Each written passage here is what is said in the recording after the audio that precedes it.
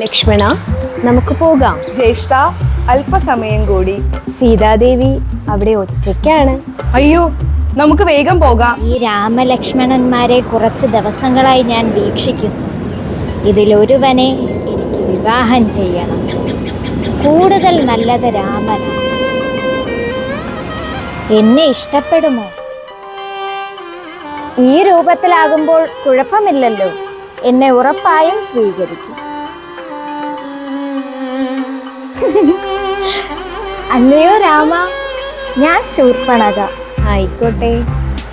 അങ്ങേക്ക് എന്നെ വിവാഹം കഴിക്കാമോ?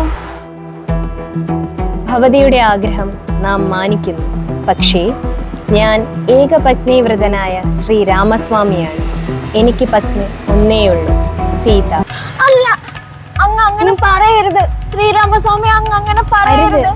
എനിക്ക് അങ്ങയോട് അടക്കാൻ കഴിയാത്ത കാമമാണ്. ഹേ ശൂർപ്പണഖേ, നിനക്ക് കാര്യം പറഞ്ഞാൽ മനസ്സിലാകില്ലേ? വഴിമാറൂ ഞങ്ങളുടെ മുന്നിൽ നിന്നും. വഴിമാറൂ ഞങ്ങളുടെ മുന്നിൽ നിന്ന്. അരുത് ലക്ഷ്മണ, അങ്ങനെ പറയരുത്. എന്നോട് അങ്ങ് അങ്ങനെ പറയരുത്. എനിക്ക് ഒരു ദിവസമെങ്കിലും അങ്ങയോടൊപ്പം ജീവിക്കണം.